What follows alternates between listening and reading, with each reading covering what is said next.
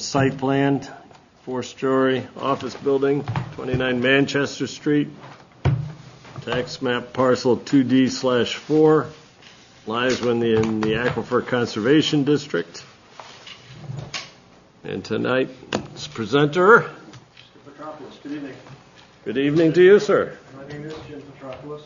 Where's the best place to set this up? Right here? I don't know. Are we on TV tonight? Or? Yeah, we are on TV, and generally they are running either one of those off to the side. So our light is on, so we're on the air.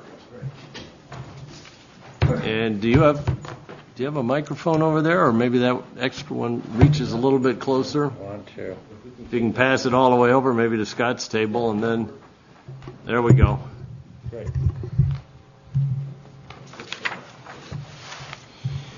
Okay. Again, for the record, my name is Jim Petropulos. I'm a civil engineer with HAYNER SWANSON, Inc. We have business at 3 Congress Street, Nashua, New Hampshire. Thank you for having me on tonight's agenda. And as Mr. Chairman read into the record, and as the Commission knows, when we have development within the Aquifer Conservation Zone, we need to appear before you, introduce you to the project, describe the project to you, and see if there's any conservation-related issues or questions that you might have, and ultimately you seek your recommendation to the Planning Board. Tonight I represent the Southwood Corporation. I will be just presenting the project, the facts of the project, and I'd be glad to answer any questions you may have. First I'd like to get you located though. The piece of property is located on Manchester Street, and it's the 4th building in an office park setting known as Heron Cove Office Park. The property to our north is abutted by the 3 previously built Heron Cove office buildings. This is Al Paul Lane here, Nashua Fish and Gun Club. Heron Cove Residential Project is to the south, Pennachuck Brook to the west. And the photo preceded, but the Brookstone facility is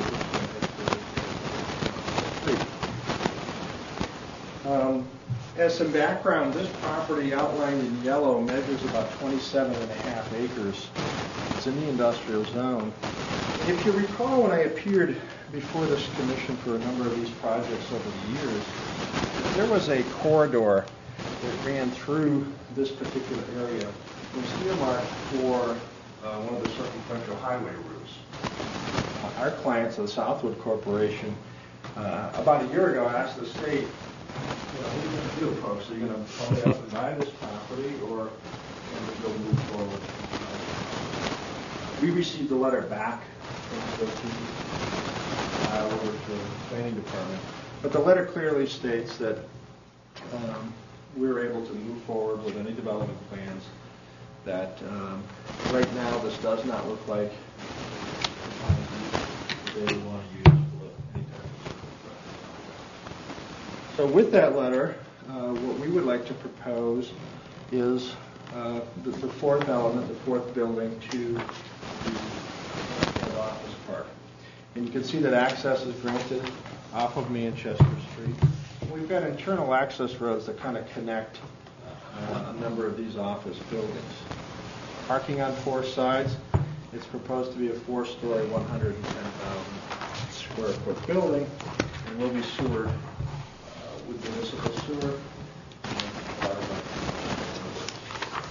Now on the 27 acres, you can see we're only developing about 10. And the remaining land is going to stay in its natural state. This particular white line here is a sewer line that was built as part of Heron Cove, and then above the sewer line was built a walking trail. We have an isolated wetland pond located here. There's also an isolated pocket located here as well. I like the photo because it kind of gives you an idea how it's going to relate to what's around it, but this in fact is the more detailed site plan. With regard to stormwater, we're capturing our stormwater into a natural low area on this property. We're looking to promote recharge. We have a mechanical device, a vortex treatment chamber right here, picking up about half the drainage.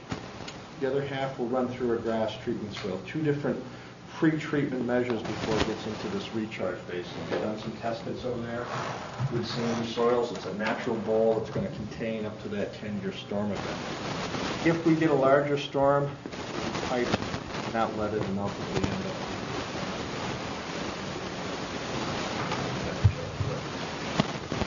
We have appeared before the board. Planning board's accepted our application, issues with any project, traffic. We're proposing to do a pretty good, about 900-foot roadway improvement to the entrance. Difficult horizontal and vertical curve right there as you go by Brookstone. That's part of our roadway improvement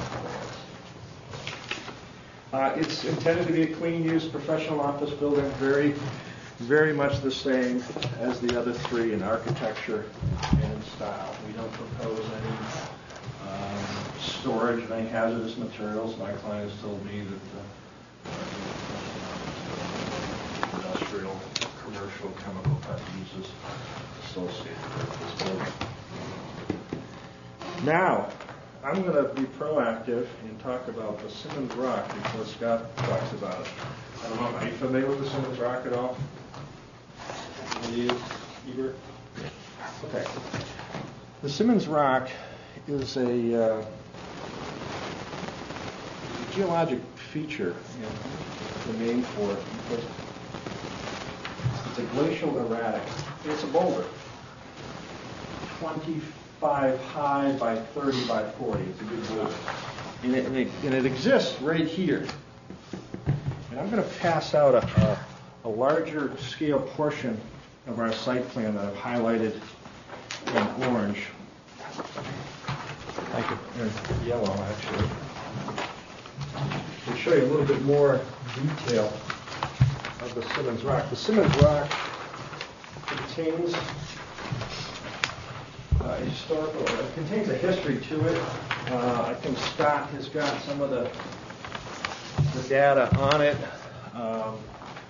Back 200, 300 years ago when people didn't have automobiles and used to walk, actually they sought refuge here beneath this rock. And if you've never been there, the rock, it's almost a walnut-shaped rock, but it's got these lobes, and they stick out over one another.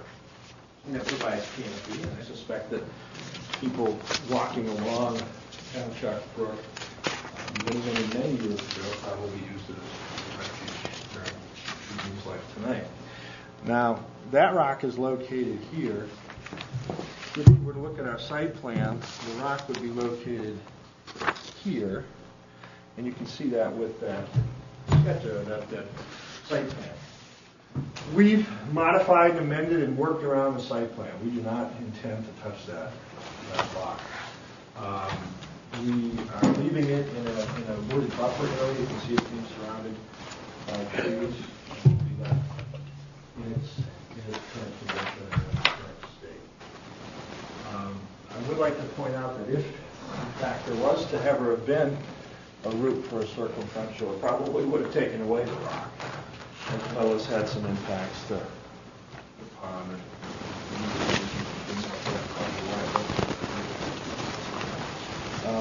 but I bring it to your attention just to disclose it to you.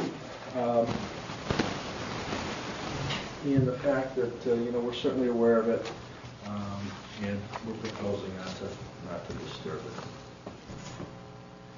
So that's my brief presentation, and I'll be glad to answer any questions you might have. The area to the east of that you're not with the wetlands on it, the ponds on it. I guess it'd be to the northwest. The pond we're not touching. There's also a low little area right here, a funny little feature right here that's wetland. It shows up on our site plan. It's kind of hard to see in the photo. But now we're not touching that. I should point out to you that, as you probably know, the Southwood Corporation is a subsidiary of Pennachuck, and they've got self-imposed 300-foot buffers along the edge of the brook. That's that gray shaded area here that all those projects had to abide by. So we're certainly observing that as well. So you can see that on a 27-acre lot, we're working about 10 acres. And really the rest, it's our intent just to keep it in its current state. I just wonder, is there any intention in the future to develop any part of that?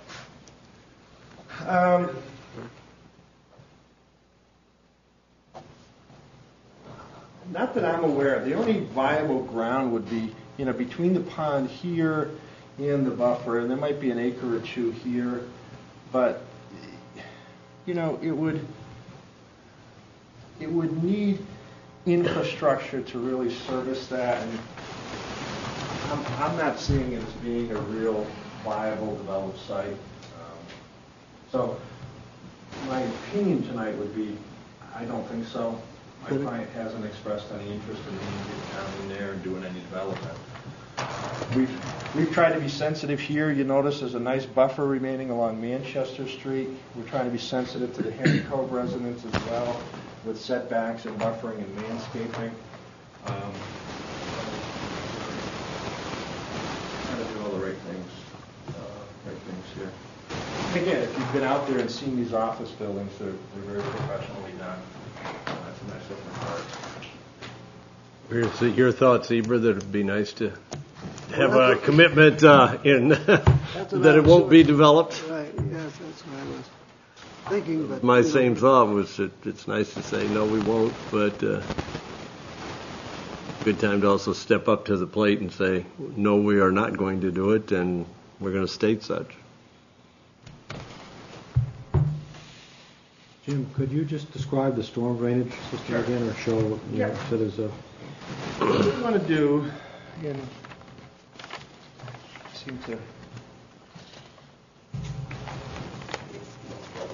to always use the same speech, but it's quality and quantity of stormwater. With respect to quantity, there really isn't anybody we could adversely impact downstream with the river there and these big receiving bodies that have the shockage over for any new flow. But we have to be sensitive to it. The real measure is trying to cleanse the water as best we can. We're using a system of curbing and catch basins in the parking lot. So we'll be creating low points throughout the parking lot, and we'll be hard piping our stormwater to this area right here. Okay, that area is a natural low bowl that's probably 6 feet deep. And what we tried to do is preserve it as much as we can in a natural state. There's sandy soils out there. We did test pits. But before we dump our water in there to promote recharge, we're going to run about half the drainage through one of those vortex units. It's a mechanical device. It's a big chamber that relies on swirl technology. It's kind of new technology. And then the other half we're running through kind of a grass treatment swale. Again, promote settling of solids and sediment that comes off a parking lot such as this. There, that water, there's enough volume there so that 10-year storm would fill that bowl up, and over time slowly let itself out. You're probably asking, well, what about doing a frozen condition, those springs thaw either in the spring? We're going to install a kind of a leaching catch basin. We're going to dig a basin right in there, an open bottom basin filled with stone to try to promote a place for it to go during cold weather conditions. The overflow to that system, any storm beyond a 10-year storm, would kind of run through a pipe and over to here and run down into this pond there. Is that just a standard? Because there's a number of different type of new and improved stormwater technologies out there, whatever else. Yeah. Is there any reason why you're going with the vortex separator and versus other technologies out there? For instance, one of the newer things is porous pavement. Is that something that? And I'm not putting obviously Southwood and Petropulos are involved somewhat in this, but any consideration for porous pavement or other methods? First of all, I've been fortunate to have represented Southwood for over 20 years, and they're very active in terms of stormwater. They always say, let's do the right thing. Let's do as many measures as you can as possible. The porous pavement, I'm not entirely sold on it yet. I think it needs to be proven technology. What it is it's larger grain particles in pavement that provides voids. And one of my concerns is those voids, as they fill up during a frozen condition and begin to get full of ice, that as they expand, they make popcorn out of the pavement. Now, there's a couple areas in Nashville that have it, and we've been looking at it and watching it, and hope to watch it through the winter. And we'll see how it goes with technology. So we've done research.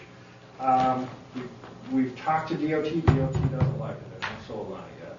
It's not there. It is very expensive to do, but we know the technology is heading in that direction.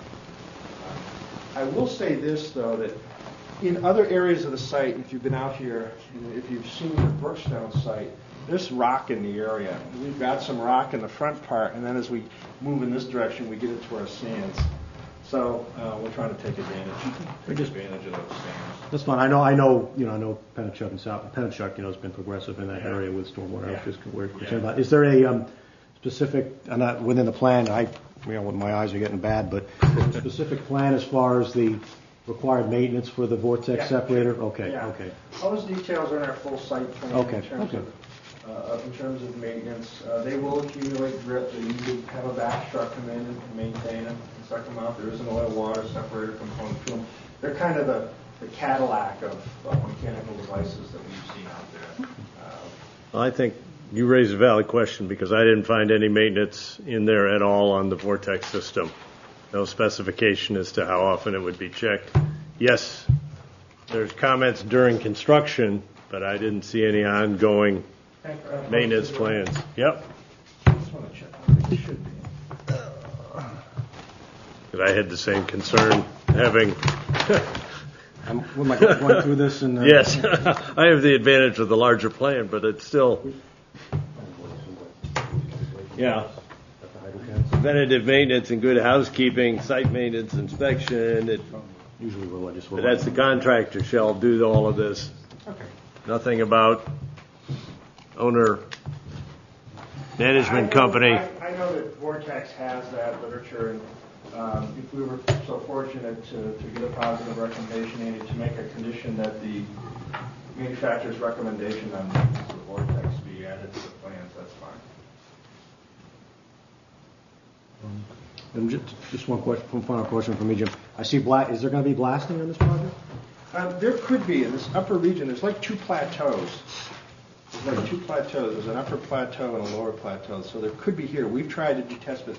We've tried to keep everything up and out of that area, but there could be a little bit of blasting there. Just one of the concerns, and the state is not yet moving ahead with this, or as quickly, I guess, as other states. But the issue with perchlorate, and perchlorate is one of the factors contributing to perchlorate is it's blasting basically is dynamite essentially. So just as a blasting plant or whatever else, and it's basically being on top of the watershed, Pennachuck's watershed is just a concern, as I have concern with that, plus maybe other projects in this town that may come forward that are within our wellhead or within the Merrimack wellhead or aquifer protection area, certainly wellhead protection area that may in fact be doing blasting. So that's a What's the negative reaction from the blasting? perchlorate. Perchlorate? Basically, perchlorate is basically being considered as a public health standard plus a drinking water standard. New Hampshire has not yet developed a standard for it, but for instance, in the state of Massachusetts, it's 2 parts per billion. I do know that the well field in Merrimack, wells 4 and 5, took a hit of pretty close to 1 part per billion right now. That's the one right below Industrial Drive, as a matter of fact.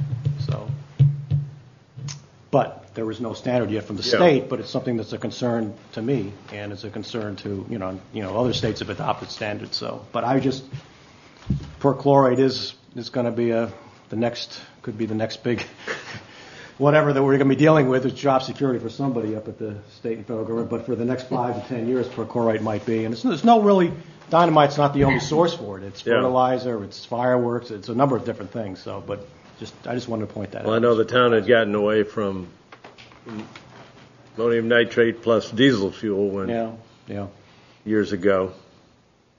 But it kind of is changing one concern for another. Yeah. Following up on Doug's concern about stormwater, I mentioned the vortex systems and maintenance of them. As I read through it, I was wondering why Pennachuck and Southwood, who are quite concerned with water quality and controlling of stormwater, was diverting all of the impervious surface water into piping and then back into that collection area, when a number of studies are showing that if you eliminate the Cape Cod berms in the middle of that parking lot and actually collect the water in there along with vegetating it, in fact, I think, was it Pennachuck Square is an example of that, correct, Scott? Yes. Yeah, where the results were quite dramatic as to how much of that water was kept immediately on the site and didn't have to go somewhere else to be treated. So I always question why we like to collect it all, bring it over to an outside point and try to treat it, when it might be best to just run it. It's a good question. Bring it into your piping through some of those vegetated areas in the parking lot, because it's going to do some treatment right there. It's going to take out sediment. It's going to take out hydrocarbons. Going back to the grading of the site, I've got an excavation, a cut on this side and a fill on this side. My cut, I fear, I'm down at or near rock, so it's infiltrating the rock. Doesn't work very well. So here's our better soils for our infiltration. And and this is a kind of a fill slope down on this side here, cut to fill. Rather than try to promote or do something along the edge of the site, we just thought we could capture it here. We consulted with our wetland consultant. So really, sir, that the islands on the front half of the site were too close depth to ledge, I think, to work effectively. Rain gardens, I think, is the term. And we've used them on a number of sites where you use those islands to promote leaching. Yep. So an effective way to do it. Another concern We would get to go through our detailed stormwater review by CLD as part of it. Well, a number of us attended the Stormwater Center at UNH recently, and got enough information to be dangerous at times, but then again, a lot of eye-opening ideas as to technologies and how well they work or don't work. They've been studying them now for a year, and pervious pavement is one of the ones they have been studying. But it opens our eyes to a number of different alternatives to what we've always done. Right. And one of the things that they highlight is that getting it through a sand filter, getting it through a layer of good and that's what we're trying to do here to take advantage of that particular one. Yeah. So and this site we're saying the same thing in a different way. I'm collecting it into one area, I'd like to see it distributed more evenly through the area. And I guess my answer is the reason I'm not doing that is because I think they have shallow depth. Okay. By collecting it and bringing it into the sand filter there, one of the main issues on that was that one of the attributes of it is that it's got the sand on top, and when it becomes clogged with sediments, it's quick and easy to maintain. Take it out, put it back in. Once again, maintenance, keeping an eye on it and seeing how to do it, as opposed to putting the system in and walking away from it, which we've done too often in the past. I noticed also that you show the standard black plastic silt fence in a number of different locations. Have you looked at some of the other replacements, alternatives to it, whether it be some compost-type berms, the naturally soils filling socks or whatnot that are basically put in place, they become part of the landscape during the construction project and remain there, rather than the silt fence, which I've seen all too often blow out. One, they're not installed properly. They blow out at the bottom. A year later, they're still sitting out there. In fact, we came across some that were 4 years old today on a site walk, just sitting there still. And some of the alternatives seem to make more sense. So I don't know if you've looked at those, but you've got some of those running through what appears to be some of that vegetated area there that you're planning to leave alone. It seemed to be on the northern side of your parking area, your construction site. Well, we've actually, the counterpoint in Nashua is the National Conservation Commission have been fervent over the years in recommending a product called biofence. Mm-hmm. It's biodegradable silt fence. The negative over the years we've heard from contractors is they have trouble getting it from suppliers. I think only one person makes it down in Massachusetts, and they have trouble getting it. I'm not adverse to considering a different type of silt fence product. I think they're all as good as they're professionally installed and maintained. Good, yes. properly installed silt fence will work just as good as a properly installed any other form of barrier or treatment device. So, if the commission says to me, hey, I've really got two strings of it actually down near the sensitive areas. Yep. If you look at the drawings, if the commission asked me to consider some sort of other device that you had a preference of, I think that would be fine. I don't think I'd have an issue with that. Walter, here's your time to jump in with your usual comment about Well, there are a couple of references. straw bales and hay bales. Hay bales, right. Because they always show up along with the fencing. Sheet 18, yeah, there are several references. Yeah. It used to be the standard. Now that people have gotten away from it, I guess because hay generally contains noxious weeds. And Yes. Transport evasive. Right. So, And the Merrimack zoning rules and regulations require the straw on it. yeah. So we pick it up. Walter in particular keeps his eye open for us. Somewhere in these plans, Jim, I think that you had signed off that there'd be no adverse effect to downstream private property. And I know you had a conflict with that the last time, Well, a couple of years ago. But I see this time here, somewhere in here, Well, no, it was signed off on.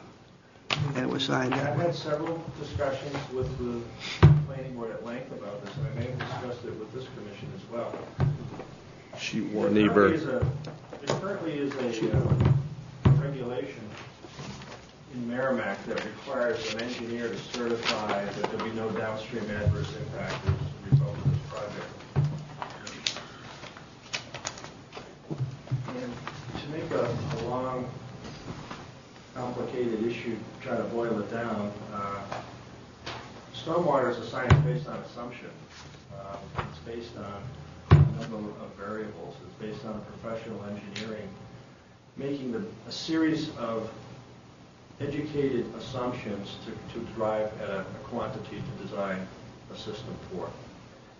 And what we have said is that because a rain event or a particular storm event is almost an act of God, how could I certify that an act of God won't cause problems? Would an engineer certify, use that language into Orleans a couple of years ago? Well, he may have, not thinking about the consequences, but look what happened there. What we've discussed with the planning board, and what the planning board has waived in the past, is that we will certify that we've designed this system in accordance with the town of Merrimack standards for site plan and subdivision design. And that it's our opinion based on that design that there is no adverse impact. And I feel very strongly about that on this project. I don't think there's anybody that would impact downstream. I understand what the town is trying to do. They don't like those big little subdivisions on steep hills that flow down to the abutter, to somebody go in there and pave a site and have that abutter get washed out. I realize that. So we've asked for a waiver to use that language on this particular project from the planning board. But I think you did use it on here. No, I think we used Sheet one, Sheet your one. large paragraph. Comment 12. Yeah. I certify that I've followed the town of Merrimack subdivision regulations as set forth in section 416 of the storm drainage system. I'm certifying that I'm designing it in your standards. And then I'm saying, is my professional opinion that any runoff incident of the development shall have no effect. A little bit of engineering language there, Eber, but it is my opinion based on everything I know about this that I'm not going to adversely affect anybody downstream. Well, you definitely shouldn't on this project, because the only one downstream that I see is a fish and game club. Right, and there's a couple big ponds, and as we've talked about, those ponds take that increase in volume. It may raise the system an inch. That's not going to affect anything in a 50-year storm event. I noticed in your plans that there's reference to a sprinkler system. What exactly is going to be sprinkler down these lawns? I mean, I see a lot of parking lots. Was that in the It's landscape? probably in your quote-unquote boilerplate last that in pages, the yeah. landscape plan? Yeah. I think the only thing sprinklered is the inner area around the building, and then possibly some of the larger landscape islands. You know, are those going to be above level or subsurface sprinkler system? Generally, it's the pipe, so subsurface area. Okay. Because here we are, being concerned about watershed volume and water, and here comes up a sprinkler system that seemed like I couldn't see why it was really needed. There's the grass filter area, they're taking half of it. Was that part of the thinking where they might need to maintain grass to maintain the filtering system? No, I think it was just to keep the livelihood of the plant species. If you look at the landscaping, there's such an intense landscape plan that I think that in order to get a good success rate, I think that like any plant, it needs three things, food, water, and We ought to go talk to our local MVD who's got nice minimal water demonstration set up that, in order to preserve some of the town water. I would think that Pennachuck/Southwood would also be a proponent of that kind of system. Yeah, I'm not familiar. We didn't design the system, Andy. I'm not familiar with what it is. I think it would be a system that would be consistent with the other buildings that are out there now. I know it seems to be that industrial and commercial areas want green lawns, and the sprinklers run forever, and I don't know that it persuades a single person to go in and buy or attend business there. So that's why I question why sprinklers in this kind of situation. I mean, grass is nice, but then you got to mow it. Flowers. Question I have is on sheet 2. This is in the legend. Could you explain the wetland flagging limit? What is that? Because that's not wetlands. A flagging limit. Where does that sort of fit in Well, the with flagging limit is delineating the wetland? When we send a wetland scientist out to a property, he determines where the edge of the wetland is, and he puts a flag. Either on ties So to a that would tree. be the limit, the wetland flagging limit, Yeah. as And to then where he puts the. He puts the demarcation flag, and then we go out in Speaker and survey it, and that defines the edge of the wetland. Because I was trying to define that sheet 3, and I'm looking, which is a dash dot dash around the pond, and I just don't see a dash dot dash, but yet I see Well, here's the edge of the wetland right there. I see dash 3 dots, Yeah, look Doesn't- back at the legend. and it's dash 1 dot. So the point Eber's making, our legend is slightly different than the actual demarcation of the wetlands on the plans. I can correct that. Yeah, dash two small dots, building setback. You got good eyes, Eber. I was just looking at it to see, Yeah. because that's the only wetlands I see that's being impacted. And I know that it's delineated here with the limit of the wetlands is flagged by the Wetlands Consulting Services. And they point it out, but it shows it with the 3 dots, and rather than the one, so. Yeah. But it would seem as though it should be in the legend as well.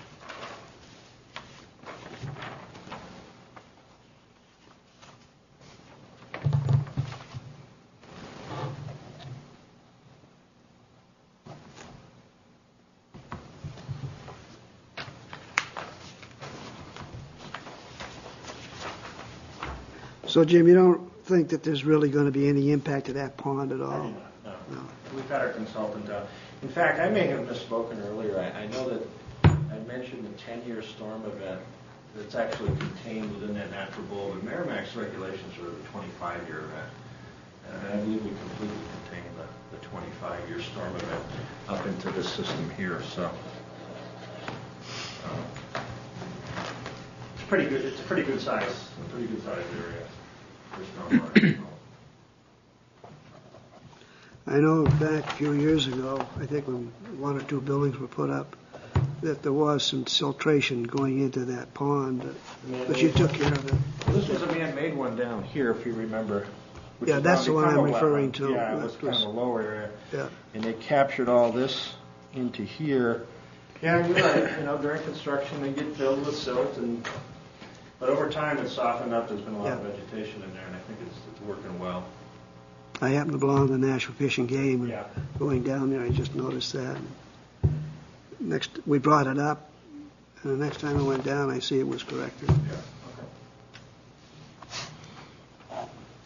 Any other comments, The questions? silt sack, is that something that's just going to be installed during construction? Yeah. Okay, so it doesn't have to have maintenance continuously. Well, it does, because what a silt sack is, it's again another new technology device that, while a site is opened and disturbed and subjected to erosion, it's almost like a mesh, very fine mesh that they put over the opening of the basin, so that it does capture during the rain event flow. A lot of that sediment will get trapped in that silt sack. So after a big rain event, they really should go out and they can take the cover off, they can pull them out, clean them out, and put them back in. Again, it's all to prevent it from getting into the system and getting transported downstream. I have one more question. Yep. On that natural low that you said would trap the runoff that hold the 10 to 25-year storm. If I understood you correctly, you said you may put in a stone seep to get to below frost for a winter melt. Yeah. Is that something you're really planning on doing, Yeah, a seep? Or because I thought I heard you say you may do that. No, it's in the design. I can approach straight here. It's a leaching catch basin, really, at the low point. Okay. So see through the drawing, it's already in there. And again, you get those funny storms in the spring when the ground is frozen. You just want to do our best to try to get it into the ground. But you just misspoke. Okay, good. Because I think that's kind of important. A motion. Well, I move that we approve it, send our recommendation to the planning board approving it, provided they maybe correct the legend to confirm. Yeah, notes as I went along was, the other things that you had mentioned. maintenance systems. Need to have some maintenance mentioned for ongoing and afterwards. Blasting concerns. Blasting in the Aquifer Conservation District. Mention consideration of some alternatives to silt fencing, concerns with the sprinkler system, your note as to making the legend and the plan actually agree, so there is no confusion. Hay and straw. I'm not going to forget that, Walter. For years, I was always the one with the ice melting compounds. It was guaranteed. So that was pretty much wrapped up your motion there, Eber? Yes. Okay. I just wanted so we all knew.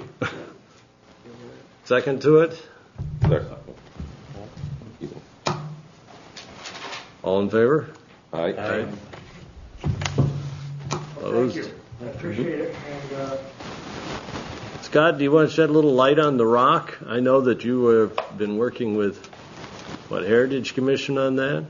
Well, basically, Simon's Rock, or it's also called Petropulos Boulder, in the USGS study that was done in 1985. Yeah. Was determined to be second largest outlier boulder, glacial erratic, in the state next to the Madison Boulder. I think the majority of it is underground. So when you look at it, it's big, it has been around for many years, and there's various stories through our local historical accounts from the 1800s and first-hand accounts from the Blanchard family descendants who lived in that area, calling it Simon's Rock. And there's actually an account where somebody that was living in the early 1800s recalled that the Native Americans camped there, one of the last camps that they had in the area. Raised during the French and Indian War in the Dunstable area, and this would be an ideal place to launch it. So this has a lot of, it's listed in deeds, colonial deeds, and things along those lines. It's a landmark. There's so many bronze to bronze rock, etc., from the Breton grants, and going back to the 1600s. So it's been listed. There's a whole chapter in the National Telegraph's history of Nashua, written back in the 1800s. It's listed in the Merrimack history book. So it's quite a bit of documentation. Is the Heritage Commission trying to get some sort of easement to get to it and preservation of the site and so forth? At potential, with obviously permission to possibly look at putting it on the state register for recognition purposes, and there's been some talk of potential accessibility. That's not exactly sure where that stands at this point, but I mean, I think the important thing is to have it recognized, have it protected in a cooperative way with the private owner. Yeah, Scott made reference to the Department of the Interior, USGS, comments on it. Here's a copy of it if anybody's interested in what they call the Pennachuck boulder. It's only a couple hundred yards. You can park by the pump station and just kind of walk down it. Really kind of Yeah, you come across them in the woods and you say, where did this boulder come from? Actually, I think it came from split off from the Massapequa moraine, which is north of there. Just during the glacial age. Moved it down. build it there. Yeah. Yeah. My client recognizes it, knows it's there. They've instructed me to stay away from it and protect it. And I think they're certainly willing to talk to the town about further protection. As long as the contractor's aware. That's always Well, if the Heritage Commission is going to do something now, it seems like a good time to do it. Well, everything long. We thank you, Jim. And what I'll do is, as we proceed through the planning board process, my drawings will be amended to take these into account. I'm sure Scott will be your eyes to take a look at it, make sure we lived up to that stuff. Your discussions and your thoughts were encouraging, about stormwater. And, we always want to try to do the right thing and kind of work with what the land gives you is a bigger challenge. A lot of people have in their mindset all these different treatment measures, but a lot of them, they don't all work for the same piece of property. And so that's what challenges us. What are the best measures we can use given the property? Because some are, as you know, there's no two pieces of property. I see that, as government and agencies, regulatory agencies become more interested in stormwater, one's got to come up with solutions, and sometimes the solutions come up so fast that they're never really tested. Yeah. And then you find out late, sometimes all too soon. Well, I know In some cases, they fail and fail miserably. I know they've had good success with that forest pavement up there. I did talk to a contractor recently about it. They are going to install it on a site in the Londonderry. It's proposed for a site right here in Merrimack. Is there? Yeah, down next to Horseshoe Pond. Okay. But in fact, the gentleman from, I can't remember his name, state of Georgia, University of Georgia, who's a large proponent and recognized expert on it, had been at UNH, and then he came by here. And They have a lot of frost in Georgia? nope, which is why UNH put it in to find out what cold weather did to it. And if I can summarize their studies, basically they found because the water and the moisture goes straight through it, it doesn't freeze.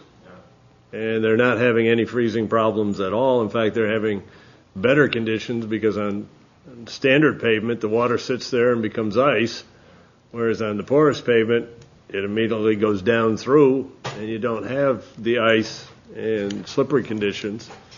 But yes, maintenance becomes a big issue. Yeah. You can't sand it, and you got to talk. Installation and construction of it was a concern to everybody. Yeah. But what was it? They've had it in place, UNH, for a year now. Yeah, at least a year. Yeah, through at least one winter, and the results that they've been getting have been encouraging. And they said a number of other places actually have it on site and in use in industrial and commercial applications. They put it behind the DPW in Nashville in a small section of their parking lot that they just resurfaced. The nice thing about the stormwater one is they measure what goes in and they measure what comes out. And Which asphalt plant makes it? Continental. I don't know. yeah, they commented at the workshop where that there were a number of different asphalt manufacturers that knew how to make it. It's just how you do the mix. I mean, Yeah. it's just And, basically how you adjust It's the just mix. larger aggregate, really. Yeah. Less asphalt, Yeah. and Less sand in the mix. so that it's not brain science, but the difficulty of it is that when they mix it, you can't tell if it's right or wrong just by looking at it. So your contract's got to be written such that when they pull samples later and send it into the lab and it gets tested, if it was done improperly, then you got a fallback. The big cost is the subbase. I mean, Yeah. that's where you take the extra precautions and everything. So that's a lot more elaborate than just the conventional. There was Yeah, a and- $118,000 increase on a half an acre of pavement on this particular project they're talking about, so it's very expensive. Yeah, and it gives the contractor can't drive over it during the construction phases. There's got to be a lot of caution there as to how and when it's put in. And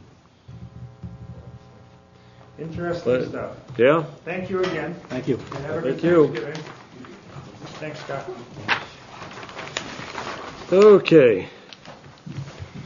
Next item on our agenda tonight, bid opening. Horse Hill Nature Preserve, the Brontosaurus contract went out with bids due last Friday. We received 2 bids. One from the New England Right-of-Way Vegetation Management, LLC, and one from John Brown and Sons. Either We used Brown before. yeah, Brown was the one that we used on Gilmore Hill. They were the low bidder there. New England Right-of-Way, $3,800. John Brown and Sons, $3,600. And there was the potential of a third party who had the equipment, but the indications initially were to Dan that they were full up and weren't going to bid, so we got what we expected to get. And what was the length of the trail that he was going to be doing? It's approximately 2,400 feet. It goes from the parking lot through the pines over to the existing trail and then up that kind of towards the top of the rise where it levels out. It's all flagged right now. In fact, I was out there a few weeks ago after I talked to Deborah, who had some concerns how far the flags went up. I went up and looked, and yes, Dan had run the flags too far up, and I pulled out a couple hundred feet of them. It doesn't go as far as the Beaver Pond. It goes to the level. It doesn't. So it's in the area of the beaver dams, but it doesn't continue all the way up to where there's a wetland that comes across the trail. It's basically at the top of that rise there, which is kind of opposite, I think, the 2 of the dams. like maybe 100 foot short of the lower dam, maybe? No, it's going to go past the few lower dams and get up towards where the larger one is, the top one, which is the junction with this trail coming in on the side. Oh, right at that junction. Yeah, yeah. So I would suggest entertain a motion to award the contract to John Brown and Sons for $3,600. The job has to be done prior to snow and no later than December 31st. Who's going to be supervising it? Dan Sear will supervise this. Yeah, we hired him as the supervisor consultant for this, but So moved. Well, I'm just wondering, so we know Dan's going to be there. yes, So it's going to have the least, so we want to make sure that it has the least impact on the wildlife habitat. So it's not disturbing the wildlife that's in the area right now. And that we also will have, the wildlife will be able to go from one edge to the other edge without a problem. it'll actually enhance it because I like the open trails. Two, it's going to remove a lot of the invasive rose bushes out there, plus some bittersweet that's invasive in that area. It's going to cut it down. It won't totally remove it, regrettably. But yeah, it actually will enhance wildlife trail travel. I just think I'd like to see that, we let Dan know that that is a concern of ours and sort of. It has been done, and as I say, I checked the flagging on it. Okay. So where it is. So we had a motion. Motion with Beaver's comments. Yep. Is fine. And awarded. Second was Phil. Any further discussion? All in favor? Aye. 5-0. I will get him going on that one. Enough on our agenda tonight to keep us going. Then next on our agenda is non-public. Lynn, are you trying to say something tonight or do something? Because we're going to go into non-public for probably a half hour maybe, and then come back, and we got a full agenda. When it's so rare that we get somebody in the... I don't see anybody here from Horse Hill Nature Preserve to make a report, Right? and I just wonder if, would you be making a report on that, Lynn? I think that you people are aware that we did have some very enthusiastic volunteers from the Church of the Latter-day Saint out there working the trails. Yep, Deborah was here at our last meeting and mentioned that. Right. And my contribution is just something I was pulling together for our next meeting of the Horse Hill Management Team, which is the 20th.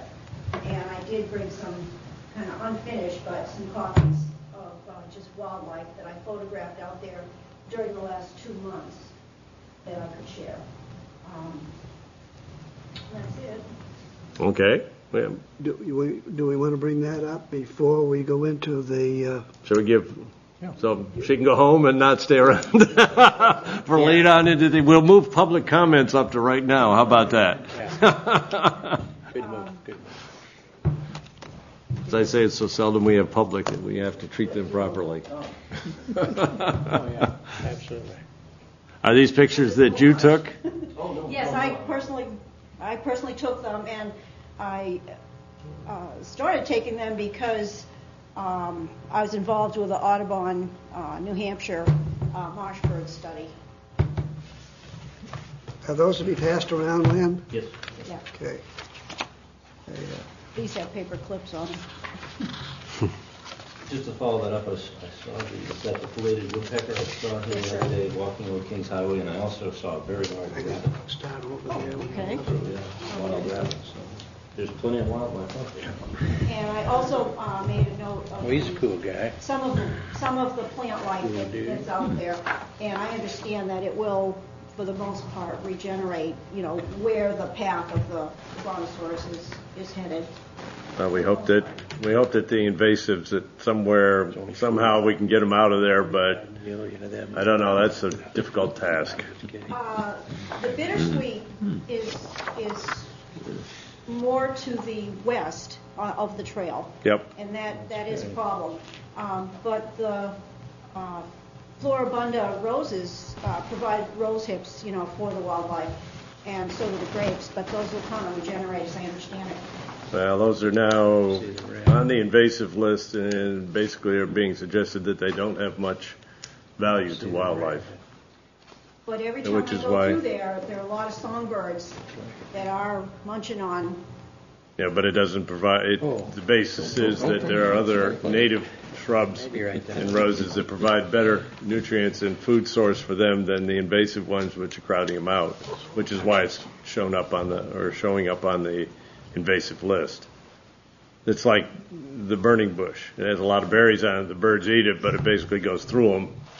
And then you get more burning bush, and it's not providing a lot of nutrients for it, whereas there are a lot of other shrubs that would do it, and a lot of them are crowded out. So Right, burning bush is definitely on the out list at the moment. it goes on. Yeah, it goes on the official list next year, I believe. But the rose, it used to be grown in the state forest, along with Russian olive and all of these other things, and bittersweet. And now we're putting them on the invasive list and trying to wipe them out if we can. But it is not an easy process. And in terms of the long wildflowers, I have one photo of some wildflowers that are near the dam. And but on the western side, there are an awful lot of small ones, which I haven't exactly cataloged.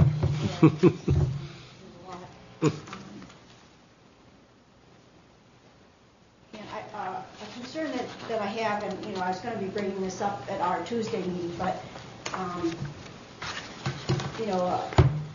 I do have a concern about how this is like a highway that's kind of opening up the area.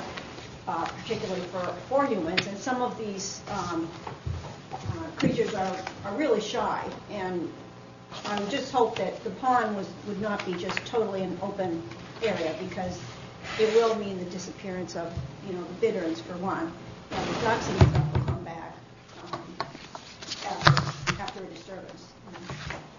And I did quote that fact in there. The otters and bitterns are not to. So what I'm hoping is that the whole pond won't just be a wander around zone for everybody that walks through there. But maybe there could be, like a screen, a viewing screen that would be less enclosing. Those issues we discussed with Deborah as we walked the trails and moved them away from the ponds and the wetlands and. Correct. There's some of the things. Yep. Yeah. We're trying to put a kind of an educational type thing, so appreciate you taking all those pictures and hanging on to them, because at some point we'd maybe like to do a display and maybe invite some school kids in or anybody interested in Horse Hill and have a lot of pictures for them to look at, so I appreciate you doing that. Interesting note came up at New Hampshire Association of Conservation Commissions that the sightings of Blanding's turtle this year have been widespread. Oh, great. They don't know exactly why, but there are a lot of places around the state where people have seen them and photographed them and made note of them for the first time. But there's at least two on Horse Hill, one at Beaver Pond and one by White Pine Swamp. Well, I don't want to hold you up anymore. That was my concern. As I said, I had planned on delving into this on the 20th at our regular management meeting. One of the things that you did bring up, though, was that the river otter. There's some pictures that you took there of the river otter. And one of the things with the river otter is the fact that too many humans around will move the river otter. It won't stay in that place. Right. It moves on. So I think that's one thing we have to sort of look at and be careful of, that we don't have everybody trashing in there. And that this major pond on the right-hand side, after the 3 dams, is the picture where you took the Right. picture of the river otters in there. Yes. And there was a family of them, and I couldn't expect you to read all my notes like that I had submitted for the Audubon Society, but there's a family of 3 that seemed to come like about once a month and then kind of fish the place out and take off. But in October, it was just the one single otter. And I mean, he is really, whoever it is really like out straight, for hours eating and then takes a nap on that floating log that you won't find anyplace else. It's like an uprooted, bottom of roots and stuff. Wonder if that's the one that ends up over in Harold Watson's pond. Probably Because is. the description sounds a lot like 3 of them, and then he was mentioning there was 1. And they come in on a monthly basis, almost like clockwork. Right. They'll fish for a couple days and then go away again. It'll be interesting to watch when the snowfall comes in, because you can pick up their sliding tracks through the snow, and it's amazing the distance that they will travel from one water body to another, just through the woods, and a couple good strides, and then will slide down a hill. Penguins. I've seen them. I've seen one go up a hill a little ways and turn right around, slide back down, go back up again. They're just having fun out there in the winter. So I did quote a couple of, like the Stokes guidebooks, and I did put the quotes in there on how they are so shy of humans. Yeah. They're curious. I've had them come in my pond or my stream next to my cabin during all the high water. They've been coming down the bank, seen me, jumped in, went down through all this rushing water, turned around and came back up, and they're just coming back to see what I'm doing, standing there, just watching me, and I'm watching them. And I mean, this water is roaring. Wow. And there's, just you see them in the wintertime where they'll go from one hole in the ice to the next. And you never know where they're going to pop up next. Yep.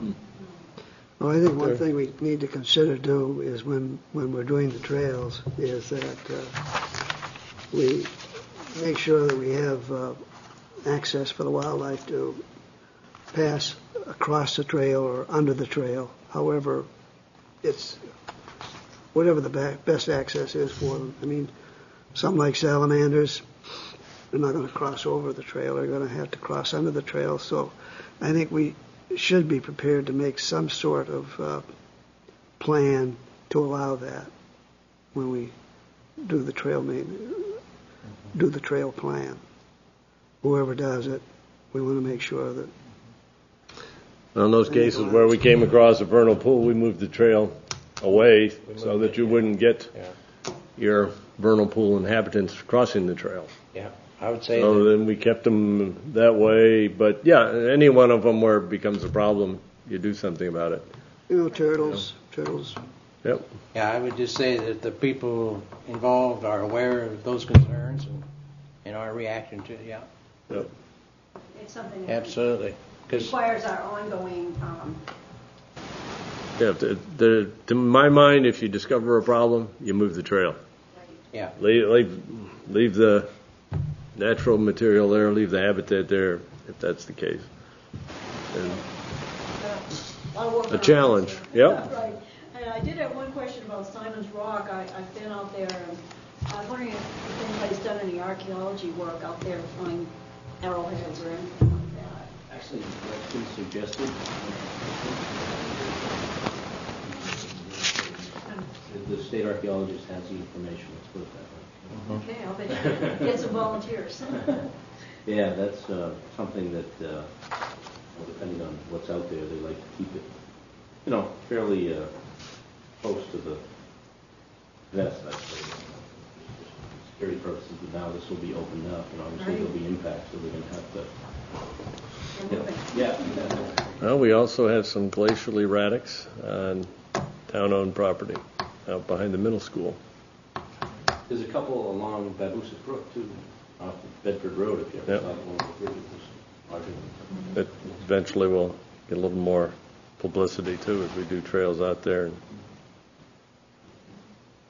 Very good. Thank you. Thank you. Thanks.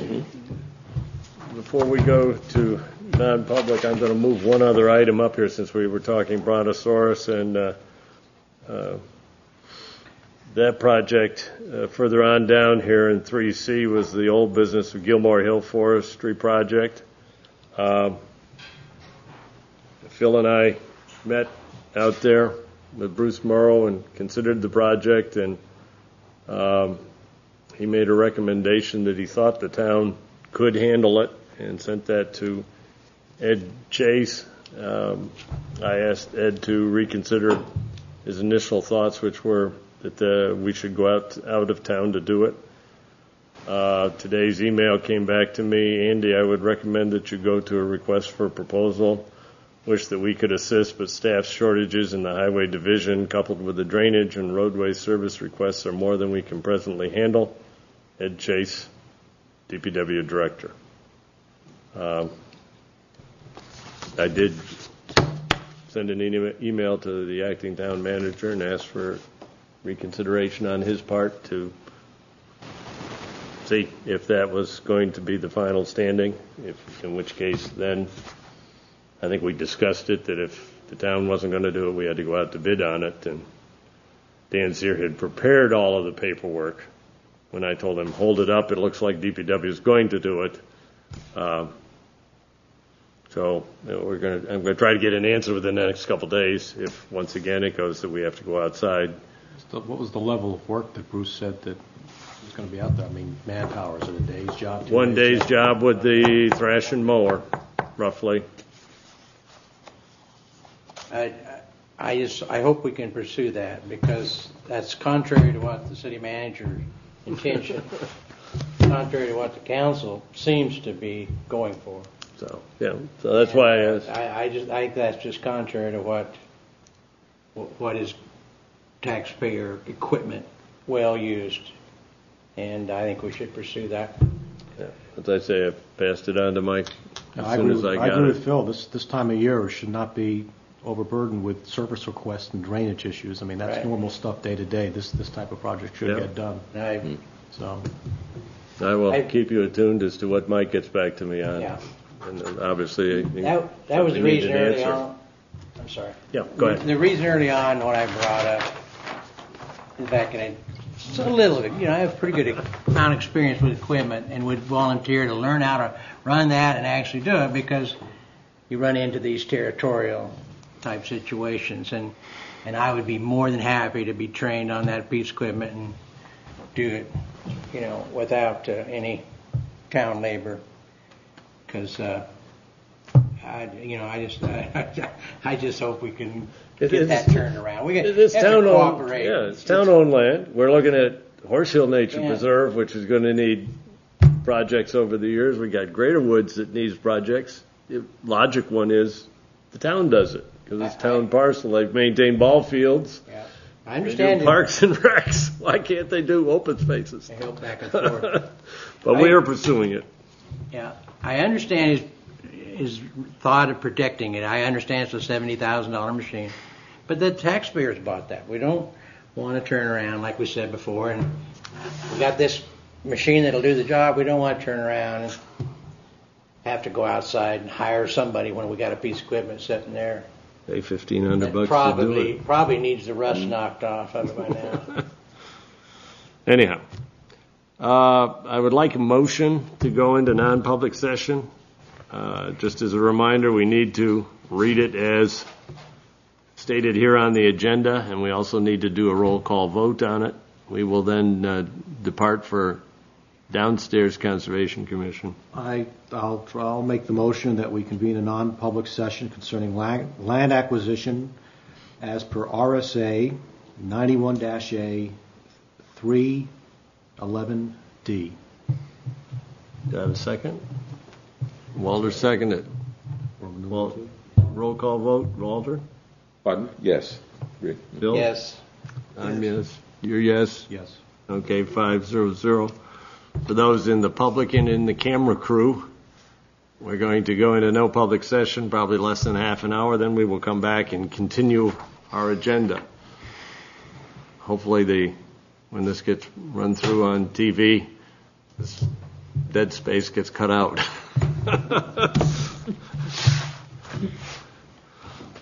Leave the minutes? Well, we probably have to do them as two different motions. Who wants to make the motion for coming out of non-public? How do we come out of non-public? I second it. Roll call vote. Walter? Come Yes. out. Yes. Phil? Yes. Yes? Yes. Yes. Okay, 5-0-0, all of us. Do I hear a motion to seal the non-public minutes? Make a motion to seal non-public minutes. Second? Second it.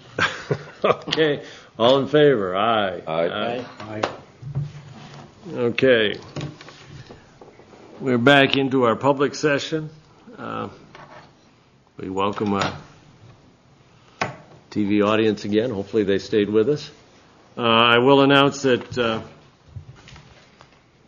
the Conservation Commission has approved a purchase and sale agreement, the purchase of parcel open space in the town of Merrimack of approximately 74 acres. The parcel is located just north of the middle school and abuts several parcels that are known as the Greater Woodstown Forest. We, under the RSAs, are required to hold a public hearing on this purchase, which we will do on the 27th of November. Notice is being published tomorrow as required. The meeting will take place at 7 o'clock here. It will be the only item on the agenda. We encourage anybody who has any questions, concerns, support, we hope, for this. This parcel has been one that we have been after for about 8 years. And follows the master plan for the town of Merrimack, which is to create a large 500 contiguous acre parcel in that portion of the town of Merrimack. And this brings us pretty close to that total. There are several other parcels that we are also continuing to look at. With that, we'll go on to next item on our agenda. Taking a look at budget for 2007-2008. This one we're going to be a little short on because when we get down to talking about Horse Hill Nature Preserve, we don't have an answer on some of those figures that have been proposed for that, and whether some of them can be taken out of this year's funds. But I think I sent everyone around a kind of a summary of our last discussions. An email document. Did I? No. You didn't get one like that? I get that. No. Okay. I kind of broke it out into a couple different categories, and we have to look at what sources we have. We have actually 3 different sources for funds. We have budget, which is put as part of the community development budget. We have the conservation fund, which are basically dollars that have been accumulated over time that can be spent on basically anything. And then we have the current use change tax fund, where those funds can be used for the purchase of land and associated activities on it. Where some of the things that we're looking at in our budget are numbers for the upcoming year. We could fund them from different sources, and we kind of have to look at which way we want to do it. I have received I broke 2 out that are fairly straightforward, which is the water monitoring program support. We do the Souhegan River monitoring. We support the George May and the Souhegan River group with about $200. And then the Lay Lakes monitoring of the water in Babusick and Natticook, where we have done $2,200. As far as I know, both of those are going to stay the same. I mean, it's just a guess. There's $2,400, and both of those we've always put into the budget. I would think that those are good numbers to work with again and to do the same process.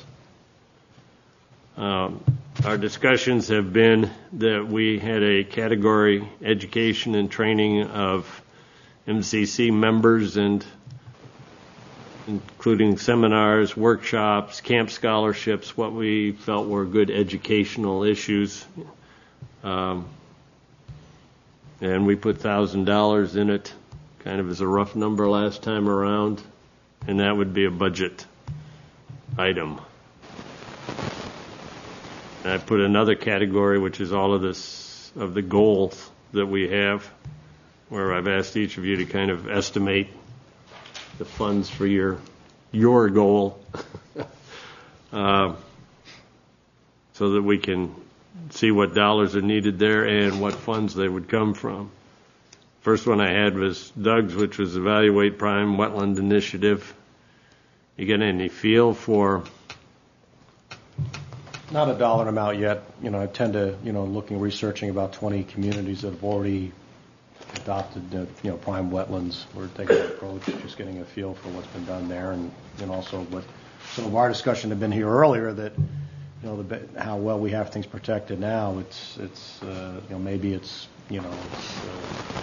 something that may not be that much value to us because of the way we have things protected now. But I am researching those 20 or so towns, and then I'll be putting something together. Okay. I don't anticipate it's nothing like the education. It's not a humongous dollar amount, if any, once we get into that. And that would probably, it sounds to me like that would be a budget type item. Budget type item, but maybe having to do with mapping something like that. Okay. We had community education, mailing, speakers, etc. That was Phil's, and I think we came up with about $700 last time around. And I mentioned to you tonight in an earlier discussion, we were talking about, I had sent Phil an email that came in to me about a seminar series or a workshop series like we had done, Eber, and we talked about for private landowners, how to protect the family farm, if you will. At the meeting of ROST, that's the Regional Open Space Task Force group that meets monthly and represents basically all the conservation commissions in the Sauhegan Valley, plus a lot of other individuals in those towns. I brought it up at that meeting that maybe a project that we ought to do that would benefit all of us is to put together a couple speakers on those subjects and move them up and down the Sauhegan Valley area, talking to all of our towns, and they thought that was a great idea. We're going to be discussing it again early January when we meet, so it may not be all of Phil's burden to put that together. We may be able to cooperate with other towns and get some more of those experts. So, though I'd leave the bucks in there because we still have to pay some speakers' costs. We may have to share some of them for their travel time. Mm-hmm. Would that, what's your feeling as to where that $700 would come from? Is that something we should put into the budget? And when I say the budget, again, I mean the one that becomes part of the community developed budget and is supported by tax dollars. Or I think that's one of the prime charges to a Conservation Commission is to do education. I would think it ought to fit in there.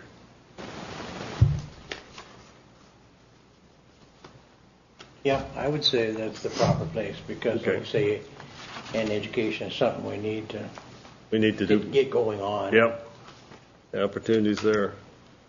And Eber's wildlife habitat exploration and education, too, is kind of related. It was part of Phil's thing. Okay. Was that going to fall in your 700, or was I got it noted that we tucked another 100 in for Eber's?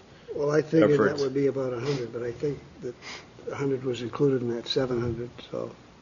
Okay, yeah, I would think so. Okay. Yeah. I'll just adjust that so the total's there.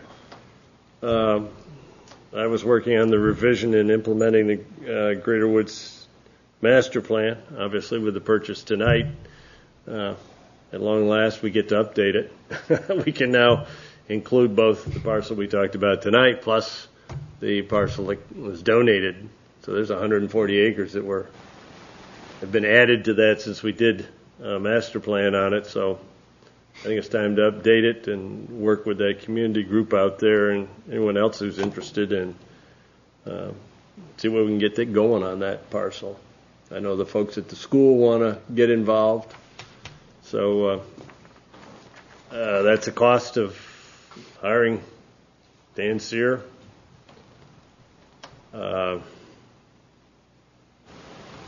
Implementing it above and beyond it, I put $500 down because it's going to be a couple hundred, which I think is a reasonable one. We have a master plan, but now we've got to update it, so it's not going to cost us as much as the first plan did. My thoughts, we would use some of our conservation funded money for that project as opposed to going to a budget, because that's what our funds can be used for.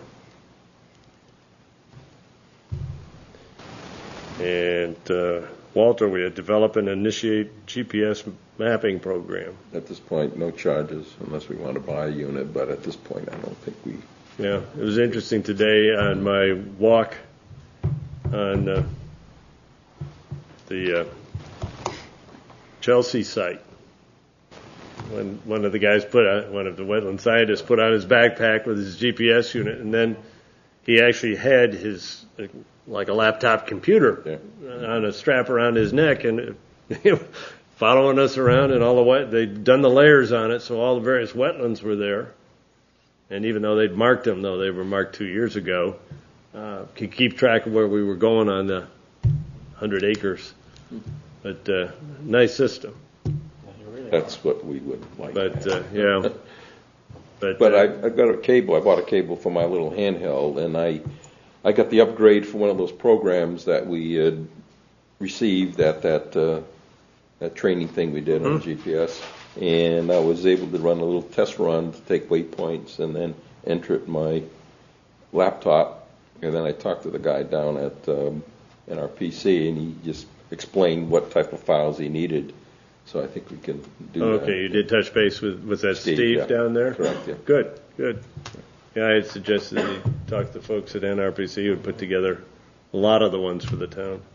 Well, if you want to do some more GPSing, let me know. I'll walk you any parcel. We're going to do some tomorrow. Eber and I doing Wasserman.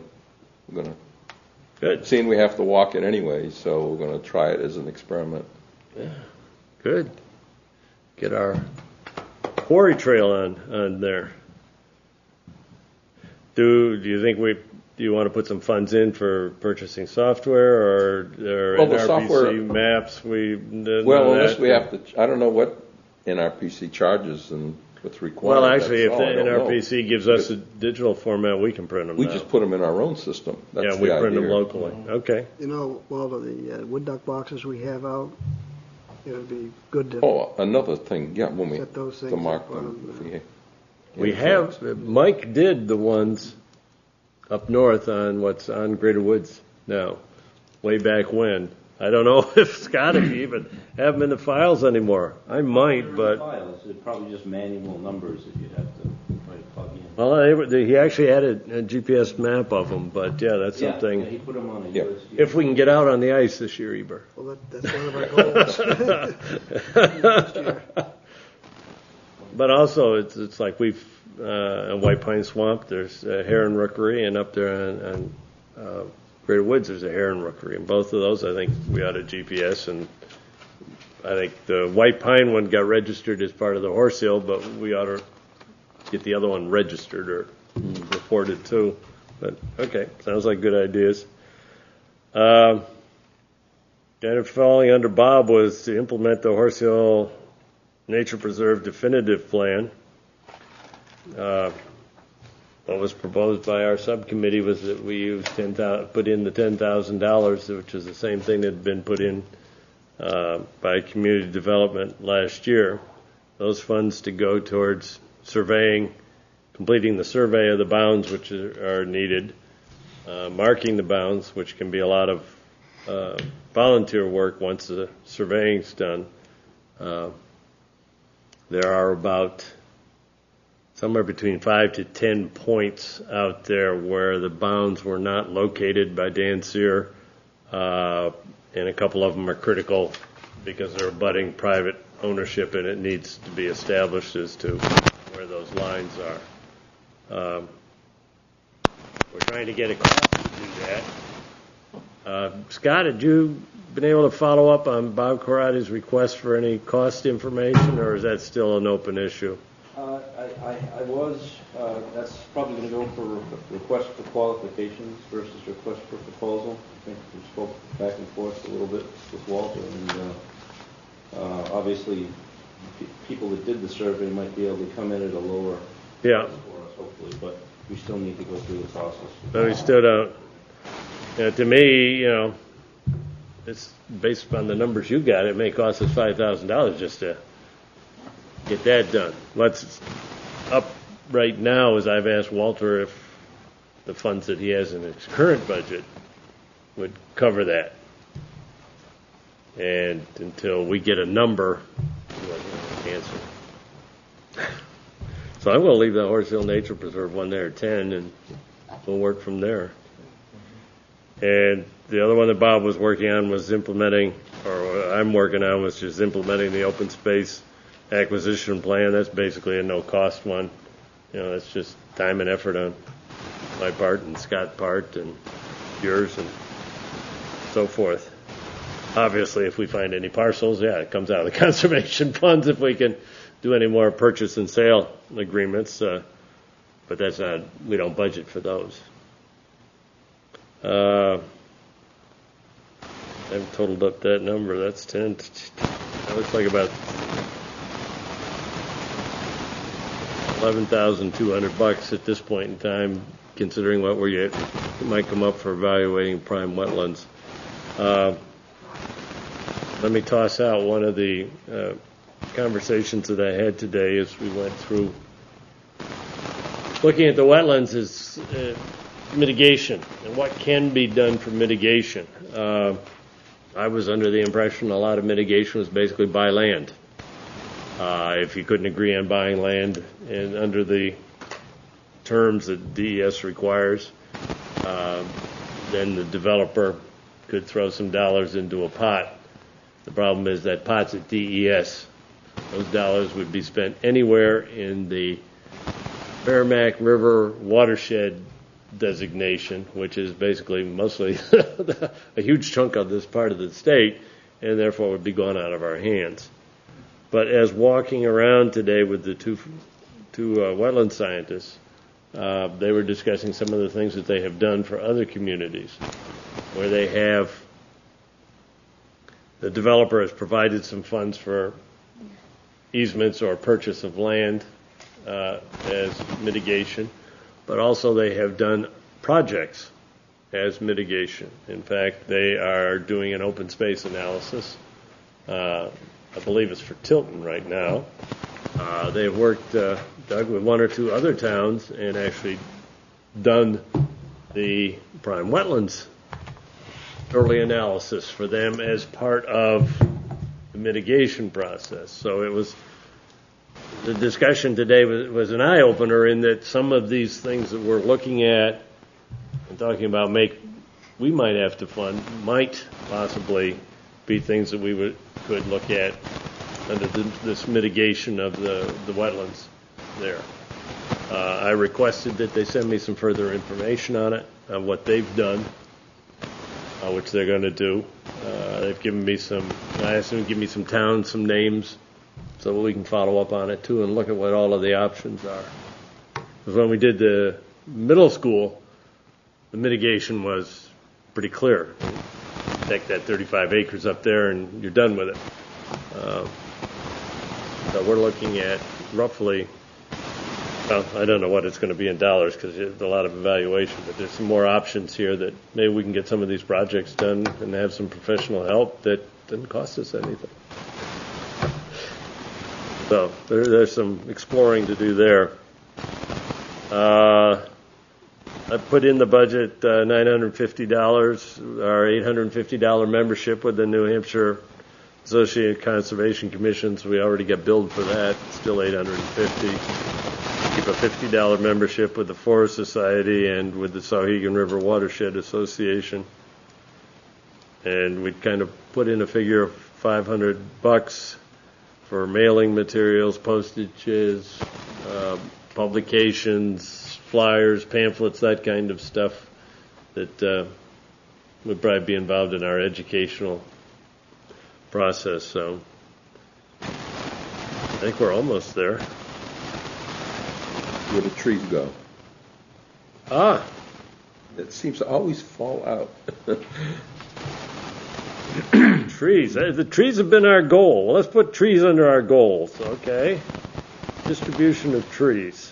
I'm sorry, I went right by that. Distribution of trees. What did we spend on that? Well, sometimes I think we spend up to a couple $100, haven't it? 250 was it? I think.